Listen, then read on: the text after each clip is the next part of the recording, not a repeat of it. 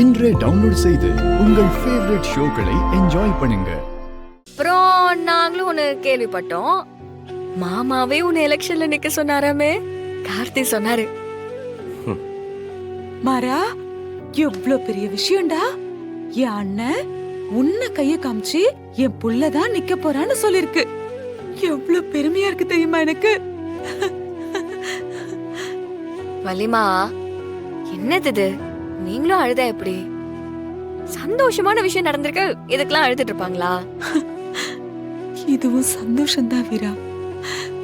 சின்ன வயசுல இருந்து என் அண்ணனும் இவனும் எதிரும் புதிருமா தான் இருப்பாங்க. ரெண்டு பேரும் சிரிச்சு பேசினது கூட இல்ல. எப்போ இதெல்லாம் சரியாகும்? என் அண்ணன் இவனை எப்ப மனப்பூர்வமா தம் புள்ளன்னு ஏத்துக்க போதுன்னு நான் வேண்டாத கடவுளும் இல்ல, ஏங்காத ஏக்கமும் இல்ல. ஆனா இப்ப நடக்கிறதெல்லாம் பார்த்தா அது நடந்துரும் போல இருக்கு. அதான் அந்த சந்தோஷத்துலதான். வலிமா, ரெண்டு பேருக்குமே அவ்வளோ பாசம் இருக்கு. ஆனா ஒருத்தருக்கு ஒருத்தர் காமிச்சுக்கதான் மாட்டாங்க. அதுதான் பிரச்சனை. மாறா, டேய், என்னடா நீயும்? இல்லத்த, அவர் என்ன முழுசா நம்பணும்லாம் எந்த அவசியமும் இல்லை. ஆனா அவர் நினைக்கிற அளவுக்கு நான் கெட்டவன்லன்னு புரிஞ்சுக்கிட்டா அதுவே போதும்.